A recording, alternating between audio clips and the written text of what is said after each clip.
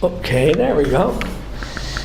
Making history here, recording the orientation so that I can pass this on to other people. Because the other thing I do is I get something going, I create something, I get something going, and it starts running pretty well, but not completely well, and then I turn it over to somebody else to finish it up and to carry it on, and then I go find something else new to do.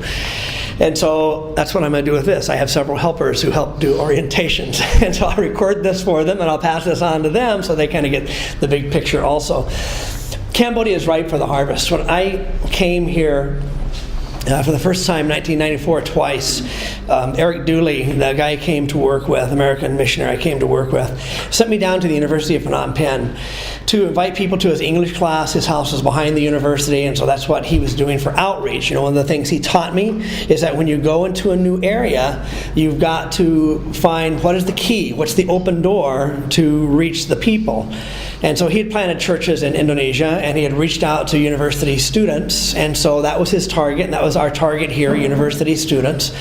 And so, you know, Eric discerned that teaching English or offering English classes was very popular, and you could get a lot of young people to come to those, and so that's what he was doing, and we're doing that till this day. And so when I went down to the University of Phnom Penh with a translator the first time, it was very, very rudimentary. No girls studying at all. It was all boys. Our church for the first few years was a boys' club because there were no girls. We were targeting university students, and in those days there was no girls studying at university. They were uneducated. They didn't have a place in Cambodian society, really. And so we had to pray. We literally had to pray in the girls. I remember praying, come on, you guys, you got to pray. God, send some girls in here. We've got to get these guys married and get, a different... And so, a bunch of kids, young people came, gathered around me, and through the translator I shared about Eric's English class, and then I asked them, how many of you here, and again, this is for your benefit, I'm not really an evangelist. I evangelize, I share the gospel, but I'm not really an evangelist. Frank DiMaggio put me on staff at his church. Again, I'm going to give you a little Bible lessons or little life lessons along the way.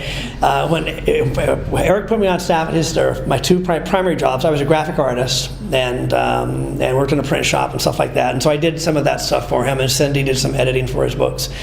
But two things I did was follow up on first-time visitors and lead an evangelism course. And so I had to be the example, lead people out, doing all kinds of cold calls and street evangelism, passing out tracts, every type of things. The one thing that I disliked most is talking to people that I don't know. And so here I am, I'm put in a position where I have to call every Monday night total strangers who visited our church on Sunday and try to build a relationship with them and try to make an appointment with them. And then also do the evangelism. Well, talk about, crucifying, yourself, is that I got to go out, I got to be the example. I hate doing this stuff. But the life lesson here is, God will put you into situations that you don't like, that you don't feel comfortable with, that is really going to stretch you. But you need to allow God to do what He wants to do in your life, because it is a stepping stone or it's a door into something else that He will eventually lead you into. And you'll look back and say, I'm sure glad that I did that. I'm sure glad that I didn't run off and try to escape. And so the other thing is, when I was here in Cambodia, I thought, nobody knows me here. I'm just going to be bold, and I'm going to go out and preach the gospel and just, kind of come out of myself. And nobody, if I embarrass myself, if I fail, who cares, I'm just going to step out. And so these young people gathered, and I just asked them, how many of you have ever heard of Jesus Christ? And none of them had ever heard of Jesus Christ.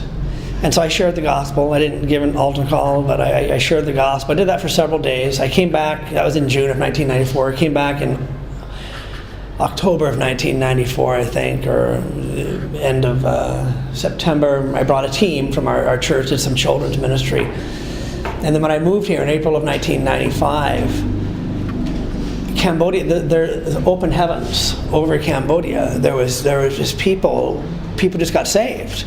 and they got discipled. There was an interest in the Lord. We've never had any serious persecution. We've never had any serious opposition from the government or from the people. Is that it's a unique place. And I'm sure there's other places in the world that are ripe for the harvest, but Cambodia was at that time, and for years and years afterwards, ripe for the harvest. It was just ripe, something, you sow the seed and you're going to reap. And so when Jesse called me, and I think it was 2010, Cindy and I were in California, and he says, so, I'm getting ready to go to work. I work for the American Red Cross in Northern California, and disaster management. I'm getting ready to walk out the door and walk to work. And he calls, when are your mom going to come back and help us out? I said, well, it's not that easy. We got to get support again, and we've got to figure out what we're going to do with Caitlin and Micah. Caitlin's just graduating this year, and she's my baby, my little girl, and I just can't run off from her right away. I got to make sure that she's on an even keel in life before I take off and do something else, and to figure out what to do. Micah was 16 or 17, 16 probably, and so still in school. But the question I asked him, I said, Jesse, you guys really need me? I said, honestly, the church has grown since I've left, and it seems like you're just doing fantastic without me. Because my intent from the first time that I landed was to work my way out of a job. And actually, that's what I just told Jesse last week. I said, the stuff that you have me doing, Jesse, I intend to work my way out of it in the next 6 months and train somebody else to do it. And I've got other things on my mind and heart that I want to do. And that's to me, that's another life principle, is that multiply yourself. You've got to multiply yourself. You got to what you know how to do, and you got to find that, impart it to someone else, and release them to do it. Like the fishing laws in Oregon, catch and release, catch and release, catch and release. And so you catch them, and then you got to release them into doing what God wants them to do. And so I asked him, I said, Jesse, honestly, even when I left, every denomination was there. Christians were stepping on each other's toes. When we first came in 1995, hardly anybody here. We were on the wave as it was just starting to rise. And we were able to ride the wave of the move of God, the beginning of the move of God in Cambodia, and we reaped the harvest on that. I told Jesse, now we've got Christians everywhere, every kind of denomination, every kind of Baptist, every kind of Methodist, every country is here now. I said, really, it's still ripe for the harvest in Cambodia? He said, yeah. He said, yeah, it's still ripe, Dad. And I came back, and, it's just amazing. It is amazing. I used to tell people, if we have the money to send somebody anywhere in Cambodia, we can start a church. We can start a congregation there. Now, it may be a small congregation, but we can start a congregation there. Let's see, we probably have to push that button. Can you reach up there and that power button there, and see if it'll come back on? Okay. Did it go off or did it come back on? It'll be green. So I'm starting. I've been working on a church for the last year and a half, way to the left, the border of Thailand, the literal border of Thailand, a little pointy arrow sticking into Thailand. We went up there and we just started a church. People getting saved, and people coming to the Lord and being discipled. We have churches that are all multiplying. Every single one of these dots. The green one is what we call mature churches. Blue ones are budding churches, and red ones are cell groups. But honestly, it's not an accurate map. We have 148 locations that we at least have a cell group in, and at least 12 or 13 of the provinces. So all these little dots have multiple ones around them that they're reaching out to. And so it really is ripe for, Cambodia is ripe for the harvest. How's that working there? Is it making any progress? Sure, I'm doing it correct. You're getting power to the network? Yeah. I don't know. Just push it? Yeah, I think so. It's not doing I don't know what all those buttons are You could for. just spin the laptop around and you could just sit at the screen that way. It's just not for you. Okay, we'll do that. Yeah, there's this one. Yep. This one is That should be the power there. There's some power there. Did you guys happen to bring, or did my mother happen to give a battery? Okay. A battery and a keyboard. Did she pass that off to you guys? My mother, who lives down the road from your mom on Diamond Hill Road. I think she said she was going to try to, maybe she didn't give it to Dwayne. Maybe she probably did, since she lives down the road. Because my battery's gone. If I pull this out, it'll die in about 5 minutes. And so I bought one online, had it sent to her, and then the keys are dying. They were getting all sticky, so I bought a keyboard to try to replace it. I'm going to contact my mom today before they leave tomorrow. Okay. So I'll see if I can. No, they're already gone. Yeah, I think they're already gone. I got a Facebook message. I think they're already gone. I think she did it. Okay. And if she didn't, I have somebody in Corvallis that works with us, and they'll bring it back, so it's no hurry. So anyway, yeah, so Cambodia is ripe for the harvest. It's a tremendous place. And I'll use this opportunity to go fishing, because groups of young people especially, we want to recruit you to come over here and work with us. There's a place for you. There's Steve and Jackie Ramsey, who are in Corvallis right now. They came over in 1990. We moved here in 1995. They must have come right that same year or later that year. And Steve, he's an electrician, Mr. Fix-It of everything. Jackie's a teacher, and they just came over and spent 2 years, with their family, and just made a huge investment into the lives of Cambodians, changed their lives, taught them marketable job skills. And they said, we got to go back, but our plan is to start a business in Corvallis and to get that business successful, up and running, and then we'll be back. And sure enough, 15 years later, they're back. And they've been back for probably 9 months or so. They just went back for the holidays, and they'll be coming back. So many. Leah Cassidy used to be with us in Eugene, and she came over here, and she's still here. She's married, has 3 kids. And Jenny Ringer from Portland, Idaho, actually, but Portland Bible College. She ended up coming over here, and she's married. And just so, I'm not saying that you come over here to get married, but but I'm saying that we've had so many young people who have come over from 6 months, a year, and just have made the impact that can be made in Cambodia and is exponential, in my opinion, compared to the United States or any other developed country. There's just so many opportunities to take what you have, and retired people as well. That there's a place. Let's lift off several names of older people, mature people. As I'm 60 years old tomorrow, and so I have to be careful about saying old people. Those old people, even those old people, there's a place for them. So I'm going to be real brief. We're preaching about this tomorrow, by the way. Jesse's preaching here, and I'm preaching at one of our other branches. God's plan. God's plan for the world is nothing less than total societal transformation. He's not interested in just a little dip here or a little taste there. He's interested in transforming society completely. That was his plan from the beginning with Adam and Eve, and there was a failure, and so we've gone through thousands of years, but his plan has not changed. And so that was our heart. That's part of our vision statement from the beginning, is that we want to see transformation. There's demonstrations going on all over Phnom Penh and different parts of the country now since July 28th, when we had national elections. There's been demonstrations, and they've been getting stronger. They've been getting more. They're spreading out. And so they're all over the place. And tomorrow, last week, there was 10,000 people that were gathered and marching up and down the streets and stuff. And so their motto is, their chant is change, change, change, change.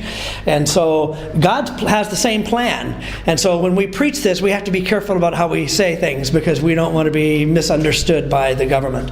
But this is God's plan, is change. It's to bring about total change. And to do that, you have to change at least these 7 areas of society. And so this was our vision from the beginning, change religion, conversion, get people saved, converted to faith in Jesus Christ. That's what that's all about. And so there's going to be some people that are working in the religious sphere, like me as a missionary or a pastor or evangelist or something. And then social relationships have to change. How people relate to one another, husbands, wives, children, and families, and neighbors, and forgiveness, and kindness, and all of that. And so that has to be changed. And education has to be changed. The education, as you know, would be a tremendous influence. A teacher has tremendous influence over the minds of the young people. The Catholics and the communists know that. And so they take advantage of it. We Christians are a little slower to catch on, but this is educators in public schools and educators in Christian schools. It's not just separating ourselves, but getting into the public system. Business, doing business as Christians and doing business as a Christian way. Just interviewed one of our staff. He's one of our evangelists who works with us, been working with us for 10 years, and he and his wife started a business. She used to walk up and down the street selling some sort of snack, and she thought, well, you know what? I go and buy these at the market. If I learn how to make these myself, well, then I can make some more. I make more profit. Instead of having to buy them, I make more profit. And so she went and learned how to make them herself. And then as years went by, she got tired of walking in the garbage and walking in the uneven pavement. And she said, let's see if we can start a business, start a restaurant selling seafood and stuff. And so he sold his motorcycle, and his sisters loaned him a little bit of money. Started off with a small shop. And it grew, and it's very successful now.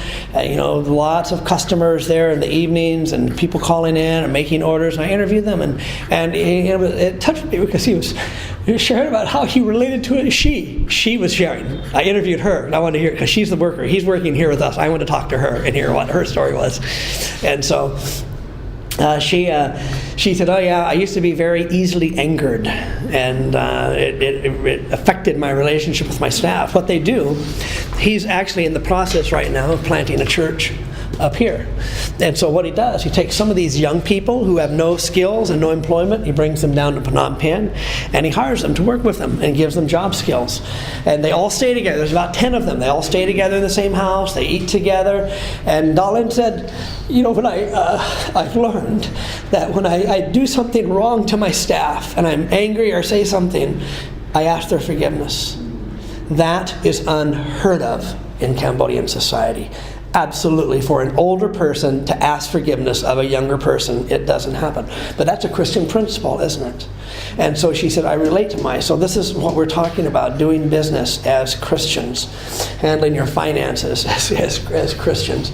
Government, influencing government, still a little touchy in this country. You can get killed by being in government, you get kidnapped, shot in the street. But still, of having Christians who are involved in areas being salt and light. And what I teach is that we're salt and light. And that is that you don't have to be blatant and try to force people or be obnoxious. Just be a Christian.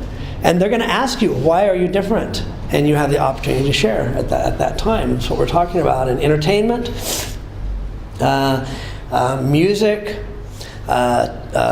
music and drama and the arts and all that kind of stuff, that was part of our focus from the beginning. And so we've got multiple worship teams. We have some of the best musicians, and we had them a long time before anybody else did. And we're, our that entertainment section is pretty strong. It could get stronger in our church, but this is major influence in the nation. And we finally had this one young guy who works out at our New Phnom Penh branch church, and he entered a contest. Some new TV station, I guess, was opening up, and they wanted a theme song or something. And so he wrote a song, and it was a secular song, and he wrote it, and they approved it, and they voted and chose whichever one was best, and he won.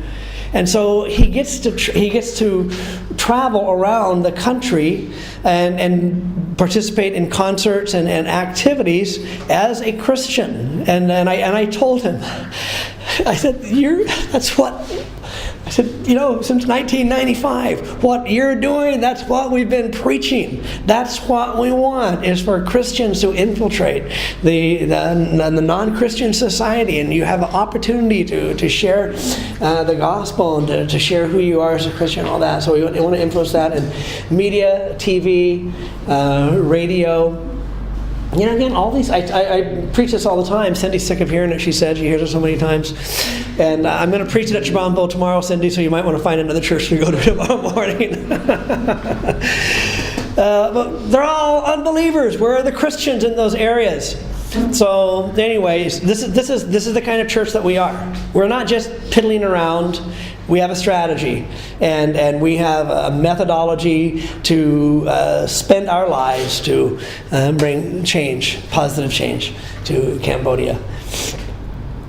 So the local church is, the way I say it, is God's stronghold in an area. Matthew 16:18, Jesus said, I will build my church.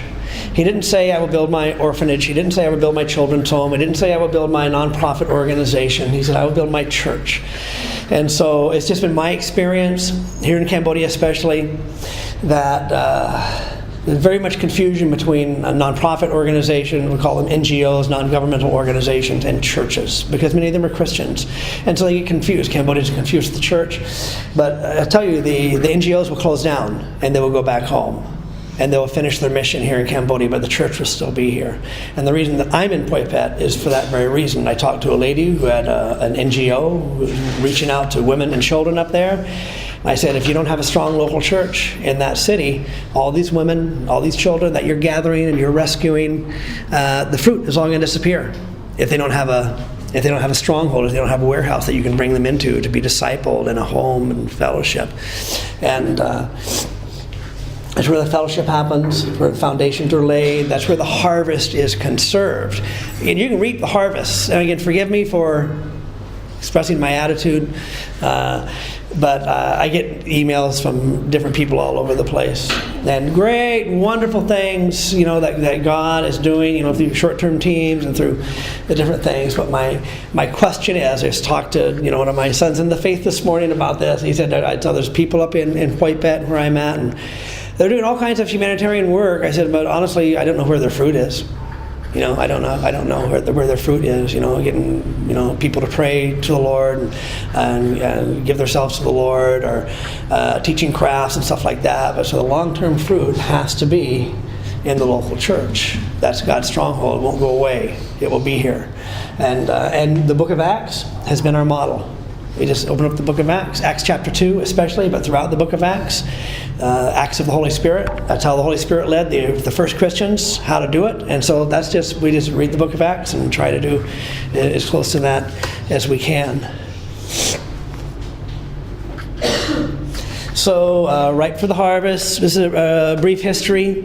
First gospel came to Cambodia in 1923, evangelical gospel. Catholics came through in the 1500s like they did everywhere. But the Christian Missionary Alliance came in 1923 and laid foundations they plowed the field and prepared, but really 50 years of very little fruit. If they heard me say that, they may not like that. But I read their books, and they said themselves that it was hard soil to sow in. Very strong Buddhist, and but they were here, and they laid those foundations.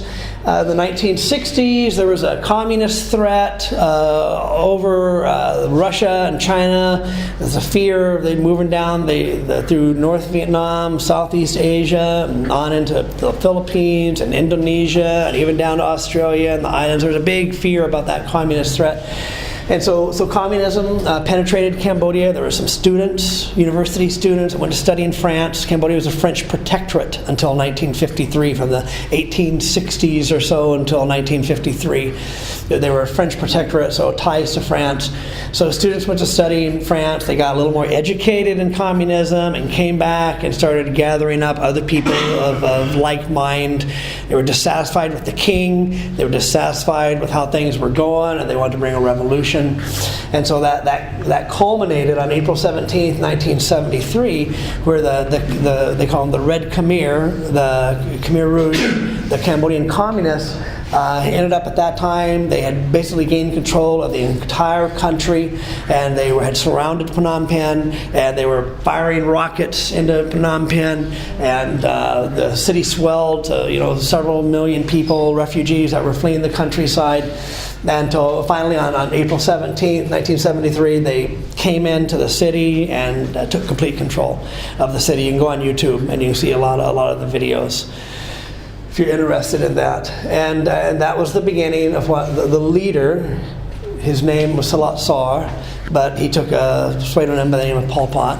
And so he declared year zero. We're starting over. Going to transform Cambodian society and the utopian communist society. Looking back to Angkor Wat up here in Siem Reap is one of the wonders of the world. Angkor Wat means Temple City. There are hundreds. I've ridden my 250cc dirt bike all over. There are hundreds of temples all over this area.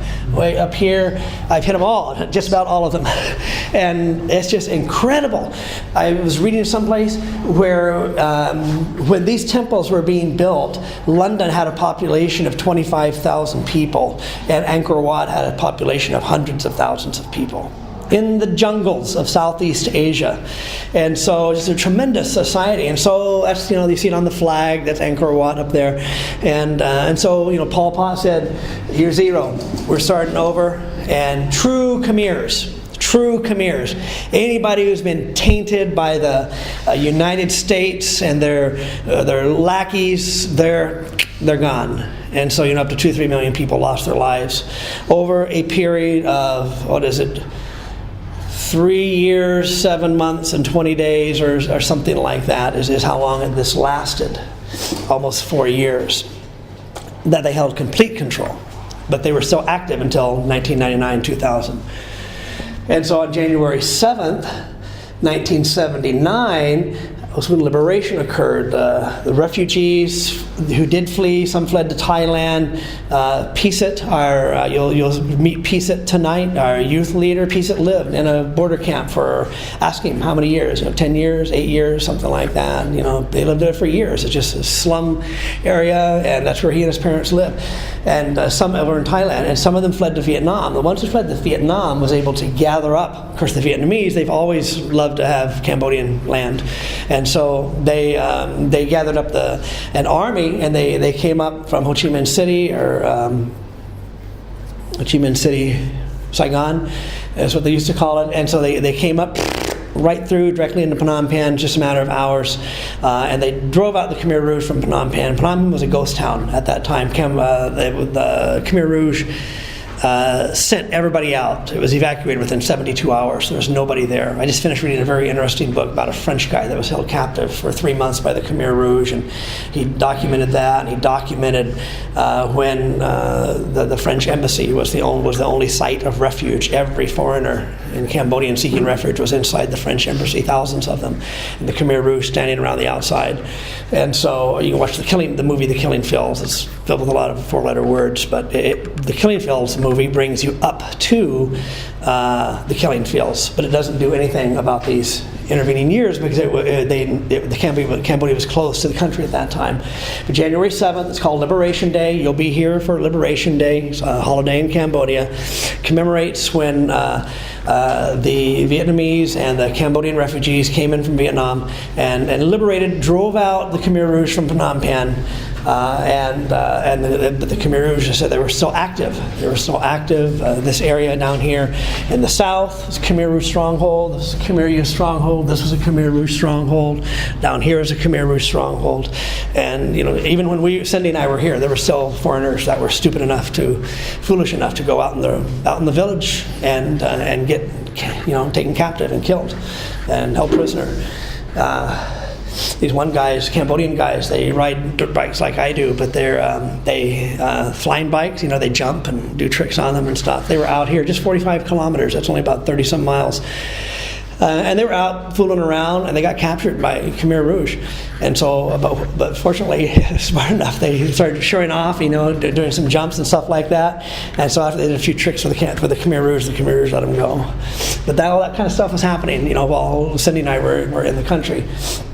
So January 7th was a liberation day, set up a new government that lasted for 10 years, and then the Vietnamese pulled out in 1989. 1989 was also the same time that the Soviet Union began to crumble and fall apart. And so Vietnam was receiving funding from China and from the Soviet Union. And so when that funding began to fall out, they pulled out. And so then for 4 years after that, 4 years intervening, there was actually 4 different factions that were trying to gain control of the country, fighting against each other. And so it was finally in 1991. So look, in the 1960s, fighting started, and rebellion, insurrection. And finally, in 1991, there was a peace agreement signed, but that doesn't mean that peace actually occurred. As I said, the Khmer Rouge was so active up until 1999, 2000. And 1993, that's the year that we say Cambodia opened up to the world. That a new constitution was written, they had elections, and Cambodia opened up. And so that's where we count as the beginning of the modern Cambodia. I was recently in East Malaysia at a conference, and these Malaysian pastors were talking about, we were comparing different things, and they made the statement, I forgot what we were talking about, they said, didn't the missionaries, because East Malaysia has a long history of Dutch missionaries and, that had been there for a couple hundred years, and didn't the missionaries over the years, didn't they lay these kind of foundations for the church? So you need to understand, Cambodia only really began in 1993. And so we don't have the long history. Even countries like Ethiopia, Uganda, and African countries have a long, hundreds of years history of evangelism by the British or the Spanish, and even the Philippines. Cambodia new, 1993, and so this is fresh. We're working with first generation Christians. Their mom and dads were not Christians. When we first came here, there was no history of Christianity, really, to speak of, because it had all been wiped out by the Khmer Rouge. So a brief history again of church growth. 1980s, communists were in control. There were a few underground churches. A good book written by my friend Barnabas, Mom Barnabas, about his story during these times, how he got saved and he went through as a Christian, went through the killing fields, very descriptive, but basically no church growth. And then in the 1990s, little bit of church growth, but still not much. 1993, we came here, and YWAM was here, and Christian Missionary Alliance was back here, and the Baptists were here, a few others. But then it began to grow. But notice right here, 1999 or about 2000, it shoots straight up. Interesting, because that's when 1996 the Khmer Rouge started giving up. They got tired of fighting. They were holed up here in the north, far north of the country on the Thai border, and they had lots of money because they control the gem mining area. Thailand, they control the timber area, and so they were selling that off to China and selling it off to Thailand, and so they had lots of money, but they were living in poverty and out in the jungles, the forests, and so 1996 they started making overtures to make peace, and so group by group, faction by faction, area by area, they started coming in and receiving amnesty. And so, but finally, it was in I believe it was 1999. Pol Pot died, and that was basically the end. And so, what happened? They're pretty much non-existent by 1999 or 2000. So what that meant is meant freedom of movement around the country, no fear of being taken captive by the Khmer Rouge. The church was just waiting. That's what I see. The church was just waiting. There's a new church, brand new Christians, never heard the gospel before. And they were just waiting for the freedom. And when that opportunity came, boom, let's go. Let's take the gospel to our people. And so it just grew. And unfortunately, about 2011, it started leveling off. I just got statistics. They're in my inbox, but I haven't read them yet for the most current statistics, church growth statistics. I haven't read them yet. But sadly, began to level off. And when Cindy and I came back 2 years ago, I tried to meet with who's who, find out what's happening in the church in Cambodia, and I met with this one Australian pastor here, and who's in the know, and he said, yeah, that's what the situation is. And he said, New Life Fellowship, your churches are one of the few churches that are actively trying to continue to plant churches in this country. And there's a few others also. So I don't know what the current statistics are, but that's another life lesson for us. The tendency as a Christian is get saved, on fire, whatever you can do for God. Then after a few years, we start to cool off, and we start to grow lax, start to grow lazy. And so this is what happened as reading the book of Revelation, the letters to the 7 churches, and the book of Laodicea. You're hot, you're not cold, you're just lukewarm, you're just doing it. And honestly, it was really hard. I don't know about Cindy, but it was really hard for me. I think for her too, in the United States, the 5 years that we were there, to see the shape of many Christian churches. No fire, no passion, no vision, just doing things is normal. And so this is the church growth has escalated in 2000, but has plateaued. But not for us. Not for us. We're still planting churches. Cambodia is ripe for the harvest. Cambodia is ripe for the healing. And that's why, when I give this presentation to teams, that's why I think you're here. You're here to bring healing to Cambodians. No moral foundations of Christianity. And so that means the things that are pretty common to you and I, not so common in the United States anymore, because the moral foundations have eroded away. But right and wrong, if you look at just what happened to Phil Robertson and what's happening to Chick-fil-A, and it's just what the prophet said: right is wrong, black is white, things are upside down, and Christians are on the low end now. And so as far as moral foundations of right and wrong between families and morality and finances, every aspect of our life is that that foundation is not there. And so when I first came, Eric Dooley, my mentor, the guy who taught me and walked with me, he said, look, I'm say this, and I don't mean to sound prejudiced when I say it. He said, but Cambodia is a nation of thieves and liars. It's a nation with no conscience. And it's true. It coming through, as you're going to see, coming through the Khmer Rouge, you had to learn how to lie. You had to learn how to lie quickly and to lie convincingly to save your life. Because the Khmer Rouge would wake you up in the middle of the night. You're in a camp out in some village. They'd wake you up in the middle of the night and they'd pull you out to interrogate you. And you're trying to gather your senses, and they want to find out if your story that you're telling us tonight in the dead of night is the same thing that you told us 6 months ago. And if your story was not straight, they would say, take care of him. That's the word, take care of him. You're gone. They take you off a few meters outside the camp, and you're never seen from again, because they clubbed you to death. They wouldn't even waste a bullet on you. They just club you to death. And so they had to lie. There's no moral Christian foundations on right and wrong, morality, handling finances, because there's no Christian history here. Very, very different from many other countries who have that kind of moral foundation. So the people that you meet, this has really changed my perspective on how to relate to Cambodians, on how to evangelize, on how to show the love of Christ, how to minister to people, is that knowing that, okay, so as I just telling Cindy about in Cambodia, you have to keep asking questions and keep asking the right questions to really get down to the truth. And it's not that they're necessarily lying, it's just that there's a different way of communicating and seeing things.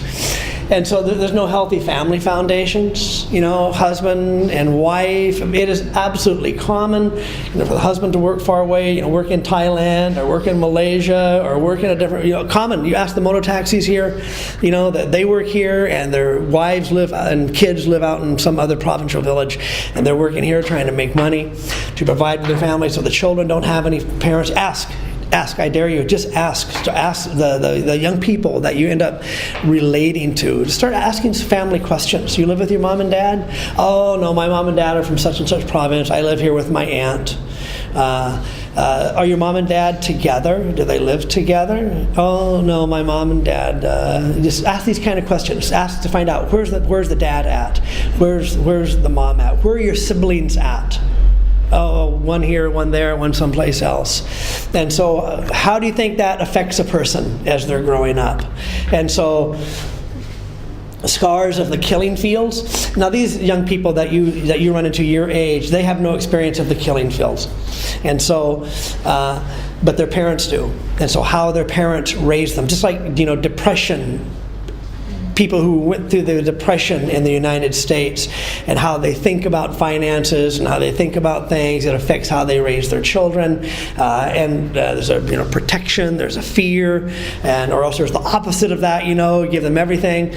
And so the scars of the killing fields, it affects this generation as a result of the previous generation and how they're raising their children, or how they're not raising their children. And so we're talking about the spirit, and we're talking about the soul of the people that you're going to be ministering to. There's healing that is needed. There's hugs that are going to be needed. There's, holding hands, and there's patting, and there's acts of love, acts of kindness. Then you have corruption, lawlessness, injustice, impunity, and that's what the demonstrations have been about since July 28th, is that people... I'm sick and tired of corruption in our government. I'm poor and those guys are rich. Count the number of Lexuses and count the number of so expensive cars here and mansions if you have a chance to see them. And then, all the people that are a little lower, I'm tired of this. And so that's why they're out in the streets. I'm tired of getting $60 a month for sweating in a factory, and I want the minimum wage to be raised. Lawlessness of people getting away with whatever they want to get away with, and without any impunity. That's lawlessness and impunity, without any punishment. They get away with it. The governor of Bavet, the governor of Bavet City, way over here on the Vietnamese border, there's a factory demonstration or something, and he's the governor of the city, or the mayor of the city, and so he gets out. And he grabs somebody's gun, and he just starts shooting in the air, and 3 people get shot. He's not been punished yet. This was 2 years ago. He's not been punished yet. Went through a long process of trial and retrial, and then finally when he was convicted, he disappeared, and nobody can find him. Where is this guy? Well, he's driving his Lexus around someplace. He probably shouldn't be too difficult to find. Somebody in the country knows where he's at. However, they can find the guy who steals something small. They can find him and throw him in jail and punish him. That's called lawlessness and impunity. The guy who built the Intercontinental Hotel, and one of the nicest hotels, and he came back from an airplane ride on a public airplane, and I don't know, they lost his luggage, they were late or something, and so he didn't like it. He's out on the tarmac of the airport. He grabs his bodyguard's gun and shoots the tires out of the airplane. Is he ever punished? Nothing. No, nothing. Nothing ever happens because he's a rich guy. And so these over and over, I'm just giving you the top, there's these kind of stories every day, all the time. Corruption. How does this affect people that you're working with? It affects their emotions. Or is there any hope? It certainly brings hopelessness. Is there any hope for me? I talk to them every day. Every day. I talk to people that are hopeless. And, what can I ever expect more than this? And yet, look at these guys here. And so it affects a person. And then there's demonic oppression. On top of that, there's the demonic oppression. They worship the spirits of everything. And ancestor worship and Buddhism. Buddhism has never been an issue for us. Has not been a big issue for us. Animism and ancestor worship has been more of an issue. Chinese ancestor worship. You'll see as you go through the city and through the villages, you'll see these little altars. Some of them are real fancy, and some of them are just made of wood. Depends on how much money you have. But those are demonic spirits. And you'll go out and either you burn incense and pray for one of 2 reasons or both. One, please don't torment me. Please stay away from my house and don't bring any sickness on me. And so here's this apple and this incense and this cigarette. Hope it's the right brand. And I'm offering it to you.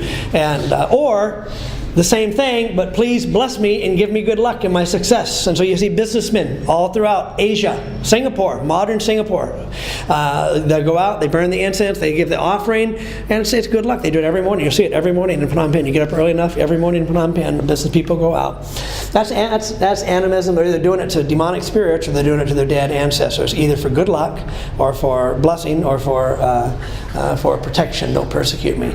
And so Buddhism has not been that big of an issue for us. It's tradition. It's like, being a Catholic, is that you go to Mass from time to time, or like being a Christian, you go to church on Sundays, you go to Easter, and you go to Christmas, and you go to all the big holidays. But once you go in, I've taught this. I said this to unbelievers. I said, look, I'm just giving you my experience in Cambodia for 20 years.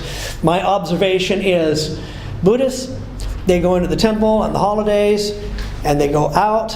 And they smoke, they drink, they do all the things that Buddha says don't do, and so their religion doesn't. Is that right? Is that right? Yeah, that's right. That's us. And so they know it. So these are ripe for the healing. All of these are the kind of people. So be patient. Be loving. Because these are the kind of people that you're working with. You're working with people who don't have the kind of life experience. They're young people like you, they're older people like you, but they don't have the kind of life experience that you've had. They've gone through pain, lots of pain.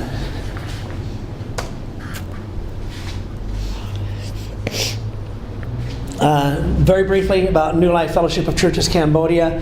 As I said, we're reaching 148 locations. That counts cell groups. If we have a church in the province, and always we have a church in one village, and the church is always reaching out to surrounding villages. And so it may only be a cell group of 5 people there, but it's reaching another village. It's reaching another area. So, Sotnyo, have you met Sotnyo back here?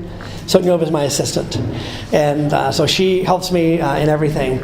And so she just personally did a survey of all of our churches and came up with 148 locations. Our Phnom Penh church, it depends on how you count them, 1,500, 2,000 people. It's probably the largest church in Cambodia. We meet in 3 locations in Phnom Penh, and 8 meetings per weekend, counting we have a youth meeting on Saturday night in 3 locations.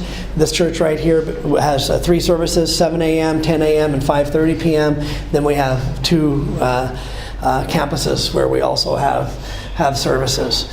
We have a children at risk ministry, and I'm going to give you some stuff, some literature. I think that Children at Risk is an excellent thing that we're doing. If you would all take one of these, because this is a pathway right here. This is a pathway. This is not haphazard. This is planned. Children at Risk. We sponsor children for $35 a month.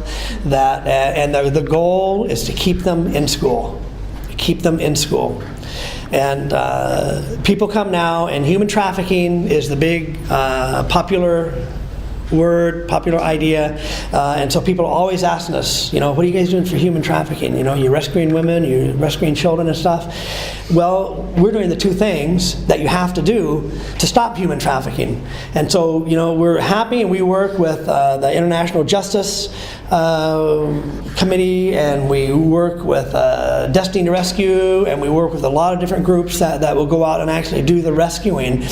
But I've always been of the mind of preventative. You can keep rescuing until Jesus comes back, but what can we do to prevent? And we need people to do that. But for us, 2 things can prevent trafficking: job creation and education. And statistics show you if a child or a young person is kept in school, the statistics drop to almost nothing of the risk of being trafficked. And so our Children at Risk program's primary focus is keep the kid in school. We do that because we give a bag of rice and a few other food items to, it's usually a single mother, and we give it to them so that they don't have to have the child to go out and work. Because what happens, again, I see it, just came back on a long trip yesterday. I drove up to Poi Pet on a motorcycle day before yesterday, came back last night, and see all these young people and looking at them working. I went through one place and there was a shift in work hours. shift change at a factory. It's all these people, all these young men and young boys that should be in high school. And other these kids that are out working in the fields, I'm looking at them, these kids should be in school, but they're not. Their parents need them to help farm. Their parents need them to help take care of their siblings, and so they're not in school. And so Children at Risk keeps them in school, and so we give the parents, we're going to give you a bag of rice a month, we give you some oil, give you some other things, and we're going to, if there's any school fees, and then, again, the great thing about it is that it will keep kids in school. We ask for sponsors, sponsor them through whatever level of education they're in. If they're in primary school, sponsor them through primary school. If they're in high school, sponsor them through high school. And the great thing is that there are many of them that have been sponsored through university. You can go through 1 year of university for a little over $400 a year here. And so many of them, we have, I don't know if Chantal from Inside Out Travel was the one who made your arrangements, but she has a business. And she was from up in Kompongthom province, a young girl who came here to stay at our Next Step houses in one of our women's dormitories. And she learned English and she learned computer. And then she was able to go to university. And now she runs her own tourism business. And she ties back to the church and she hires people from the church. And we have several people that have gone through that now. And so the Children at Risk, we get them into university. Many of them come to Phnom Penh. We have, I don't know how many women's dormitories. We have one upstairs. We have 2 women's dormitories down the street. We have one at each one of our campuses. We have one in New Phnom Penh.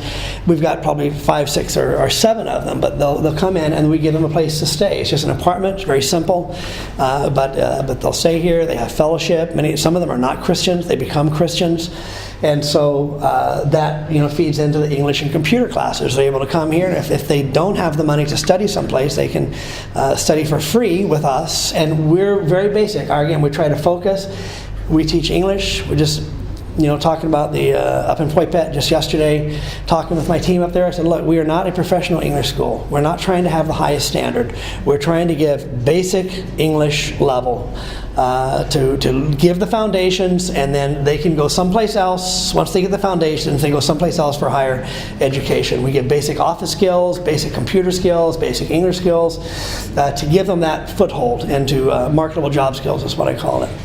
And then we have interns, a 10-month intern program, all young people, and they learn, they study, they hang out with our staff, they go on mission trips, and then along with that is New Life School, which Cindy is one of the directors. And Cindy, if you want to give them a brochure on New Life School. And so we have many of the kids that are sponsored by Children at Risk attending New Life School in Phnom Penh. And some of them are sponsored to go to high school. I just talked to a girl this morning in Phoi Phet. I'm going to try and finance this for her to study her final year at a private school. So she's dropped out of high school. Smart girl. She went through our internship program last year. And she said, I want to go to Phoi Phet with you, 8 hours away. And I just want to help in the church, And so we got somebody from Singapore, a friend from Singapore, gives her $100 a month for money to live on. And she's very good. And she just sent me a text message yesterday. She said, I want to finish my high school. And I want to stay in Phoi Phet. I want to help the church grow in Phoi Phet. I said, I'll find the money for you to study your last year in private high school. And so, but New Life School. And so all of this, as I said, it's all a process. Now our focus, this is what we do. Evangelism, discipleship, leadership training, and church planning. That's what we do good. Try our best to focus on what we do well. There's many, many other things that we could do. We do community development. We dig wells. We build toilets.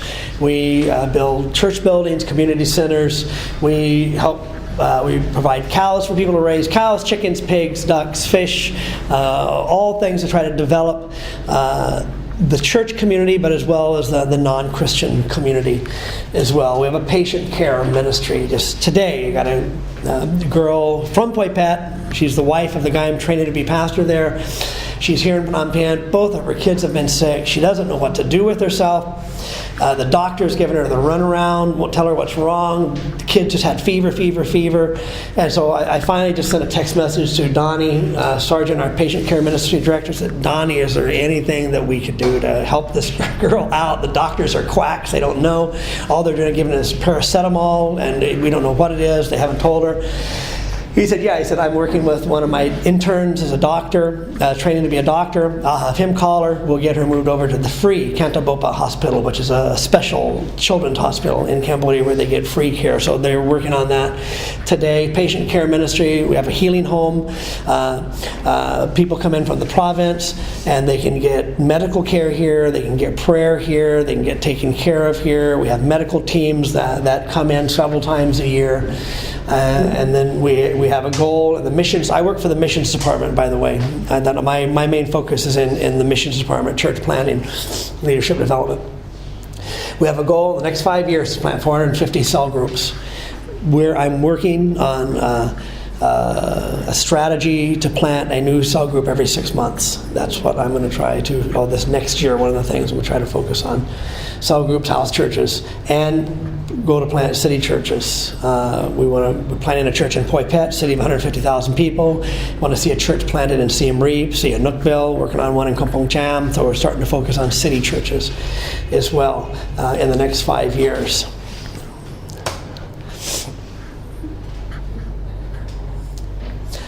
Again, I'll try to be brief. 2014 is what we've been talking about. Specifically, developing, my focus is develop senior leaders who will develop their next generation of leaders. And so my focus is I meet in 4 different regions right now, once a month, with our pastors in those areas, trying to develop their capacity to be able to develop the leaders that they're working with, the leaders under them. We bring support to our provincial churches. By doing local church seminars, youth ministries, children's ministry, crusades. I have a vision, a goal to help our local pastors become self-sustainable. We're giving support to about 20 of our pastors so far, but I've told them that's going to end in 3 years. That I can't continue giving you support forever. Keep trying to look for money year after year after year after year. So you have to be self-sustainable. So what we do is actually we sponsor some of the children. They all have a bunch of kids, and so we try to sponsor 1 or 2 of their children through our Children at Risk ministry. That's a huge help for them. We've got a couple of them that are going to university here. They're staying at our dorms. They're going to university. The children of the pastors, and I said I'll try to find some way to get some finances for you to get some sort of a little job, whether it's, raising something or your wife working in the market or something. But that's the goal, the next 3 years, for you to become self-sustainable by the church offering and by any little small business that you have. We want to continue to increase our children at risk. We're going to continue with community development. The goal is to decentralize provincial ministry, get it out of Phnom Penh. That's why I'm working in these regions to try to establish regional churches so that Phnom Penh doesn't become a bottleneck. Specifically, this year is a review of the foundations with the provincial pastors. Going to go over, let's look at all the foundational things that are so important again. Clarify, we have a pathway to make disciples. We have books that we're in the process of rewriting. We've been using them for 15 years, but we're going to be rewriting them this year, and that's the material that we use. It's Cambodianized. It's not just something that has come to the United States and is culturally irrelevant, but it's Cambodianized. But we're going to make it even more Cambodianized, and clarifying the shepherding structure here in the Phnom Penh Church. These are 2 focuses of the Phnom Penh Church. So we have a very, very clear focus for next year. I'm going to pass on this because I see many of your eyes are drooping. I've been talking too long. And so effective ways to reach out. Okay, smile. Try to smile, even when you're cut off in traffic, even when you order the food and it's not what you thought you were going to get, or when you ask somebody and they don't do it the way that you want them to do it. Smile. I practice this, and I just watch the Cambodians. It just opens up the doors, and so just smile. Be patient, because you're working with people that are wounded. You're working with people that are hurt. You're working with people who don't have an education. Acts of kindness. Again, share my personal philosophy. Tipping has not been custom in Cambodia, but it's starting to occur now. But if you give somebody, even 1,000 real or 2,000 real, two blue ones is 50 cents. One blue one is 25 cents. Acts of kindness, just be nice to people, smile, thank them. Unconditional love. Pray for miracles. Pray for healing. Do it. It is not difficult. It happens. I just had a team over here from Singapore, and they did some healing ministry. And I met with them afterwards. They said, I can't believe it, how easy it is to get people healed here. Because we don't have the obstacles that we have in the Western world, the mental obstacles. They believe in the supernatural already. And so just believe God. This is where I want you to step out of yourselves and just pray for people all the time. You hear any little thing. I don't want to I've talked too long. I was going to say there's 7 areas I've discovered, the 7 areas, the 7 names of God, God, my Lord is my shepherd, Jehovah Sidkenu, my righteousness, Jehovah Jireh, my provider. These are sevenfold names of God in the Old Testament. Those becomes areas of needs in a person's life. And so what I'm teaching them of Poi Pet is that you go out and you ask them, so how's the righteousness situation in your family, or how's the morality and the relationships here? It's not very good. Well, can I pray with you about that? Ask God to do something in your family. How's the Lord is my provider? How's the financial situation here in this family? Oh man, can I pray with you about that? Because my God, He's a provider and He can do a miracle in your life. The shepherding area, or the Lord is my banner. How's the spiritual climate in your family? Oh man, I always have nightmares and bad dreams. Can I pray with you about that? Because so you use those 7 names of God is 7 areas that we can inquire. The Lord is my healer. How's anybody sick in the family? Oh, everybody's always sick. Can I pray? And so those are ways that we can ask questions to find out needs and ask God to do a miracle in their life. Pray for healing. Pray for miracles. Health and safety concerns. I tell people the most dangerous thing that you're going to experience in Cambodia is crossing the street in Phnom Penh. And so my advice for crossing, don't ever do anything quickly. Everything is done very slowly. You don't dart out, rush across the street, but you walk slowly, you hold hands, or you stick together. And my strategy is try to look the oncoming traffic in the eye, hoping that if I'm looking at that motorcycle driver in the eye, he's not going to run over me, but he's going to avoid me. And so that's my strategy. But you walk slowly, try to go in groups, look to the left, look to the right, because they can come at you from any direction, literally any direction. It's surprising. Food and water. I recommend that you don't eat food off of street vendors. It can be unsanitary, not always, but again, better safe than sorry.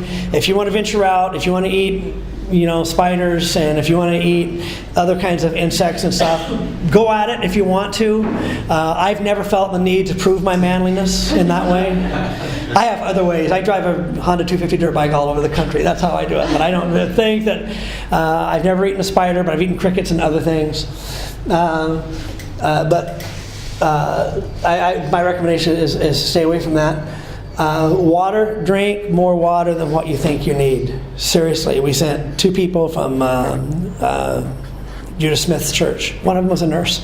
We didn't send them back home, but they chose to go back home because they were dehydrated. The nurses, drink more water. I'm feeling thirsty right now. I need to be. We just had a healthcare lesson the other day. A woman needs 9 glasses of water every day. A man needs 13 glasses of water every day. You need at least that much in a country like this. So constantly be drinking water. We have a clinic right over here, and I try to tell these girls, go to the clinic. You don't have to go home. Go to the clinic. They know what to do about it. They've been trained. That's where I go. That's where we take our kids. It's a good clinic. A Cambodian guy there, he speaks English. And so, if you need to go to a clinic or anything, I recommend that one. It's just a few blocks. It's just like almost directly straight from where your hotel is. Watch your belongings, even in church. I don't from the old days when it was very dangerous here. It's not so dangerous anymore. But I like to carry my bag like this over one shoulder. I don't like it over both shoulders. But if I do that, I make sure that the traffic is not on the side of where my bag is, that the traffic is on the opposite side. If I'm carrying my briefcase, I just do it. I catch myself all the time. It's over here. It's open to traffic. I move it over to my other hand so it's away from traffic. Because one thing that does happen is that young guys on fast motorcycles come by and they grab it. They'll grab your phone and pull it out of your hand. You know, again, I'm riding on the back of a motor taxi. You have the tendency to talk like this on a phone, but instead I hold it in front of me, and just constantly, because that's very common to happen. Somebody come and snatch something away from you. And so just hang on to your stuff. Just be conscious of where we're at, even in a provincial village. You know, not even in the church meeting, not everybody's Christians. We actually invite unbelievers to come to our church meetings, and so not everybody's Christians. And so just watch your stuff, whatever it is. I don't think you'll be out late at night. Late at night has changed over the years. We have our church meetings at 5:30 because it used to be by 7 o'clock, it used to be very, very late. And young people, they would leave. Still doing quite bad. I'm sorry, I have to go home. My parents need me to be home, and I can't stay and have dinner with you or fellowship with you. And so that's why all of our church meetings are at 5:30, because in the old days we had to do it as soon as we could so they can get home early enough. But there's drunks out late at night. Most accidents occur as a result of drunk driving. People run stoplights and stop signs, and so don't be tempted just to go out. You're going to be over New Year's. Now, as I said, things have changed. You know, I got home at 11:30 last night. I rode a motorcycle, and I drove a motorcycle from here through here. And right down here someplace, I had a flat tire at 10 o'clock at night. How long does it take to travel that? Well, it only takes 6 hours, doesn't it, Cindy? I told her 6 hours, and she laughed. It would take maybe 7 hours. I was riding at night, and so I had to drive slower at night. You know, the bugs were splattered all over. I couldn't even see anything. I had to stop. And so, but on a motorcycle, really, we could do it in 6 hours during the daytime if we ride like crazy. 7 hours, I drive it in my truck in 7 hours. On the bus transportation, is 8 hours. And how much if you're on a motorcycle at night? Yeah, and if you have a flat tire out in the middle of nowhere. And so, stay away from crowds. We've always given that recommendation. Especially, we're in a season where there are a lot of demonstrations. I just received a U.S. Embassy update today of just warning, being careful. They're blocking streets. They're blocking major streets Sunday, especially. They're focusing Sundays for the next few weeks to try to get massive demonstrations throughout the city. I was on my bicycle at 8 or 9 o'clock exercising the other day and went down by one area and said, ooh, there's something going on down there. I don't want to go down that street. And so I went down this other street on my bicycle. There's another demonstration coming down this street of factory workers.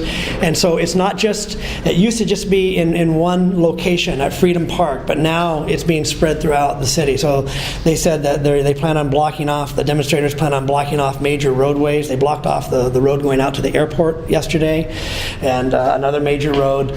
And so you're going to be tempted you might be tempted to go, I want to go take a look, get some photographs. And I did check out my Facebook. I did happen to run into one, and I was at a safe distance, but I got a photograph of just incredible, thousands of people walking down the street, thousands and thousands of people saying, down with Hun Sen, get him out, get our Prime Minister, and so it could turn into pro guys against the con guys. It could turn violent very easily. We've had police cars that were burned and people that were shot in crowds by police officers and military in the last few months. So stay away from crowds. So that's my brief health and safety teaching. And we're happy that you're here. We have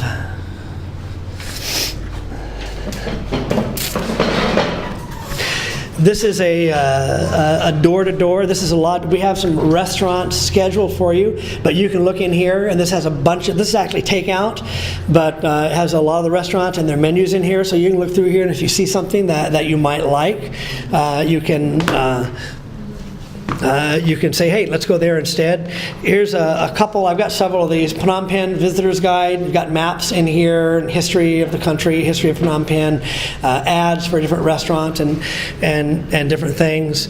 Digby's is a new place. These are members of our church, and Jesse goes there all the time for breakfast. And so they've got a nice restaurant. So these are some options for you. I've given you the medical card. And this coffee is being sold by our women's dorm. And so this is Christian coffee grinders. They make it. They gather it. They roast it. They make it here. And Three Corners Coffee. And we got several of our church members that are working there. And so our women's dorm leader has a deal. They sell it to her for a discount, and she tries to sell it. And so, if you want to buy some stuff like that, coffee, you're welcome to take this back. You can get, this is ground, it feels like, but they have whole beans, and so if you want something like that, you can buy that and take it back, and it'll help support our women's dorms. You take one of these. This is a gift from us. It's a Cambodian scarf. It's called a krama, Krama. And so you have to have one of those if you're going to be in Cambodia. Now you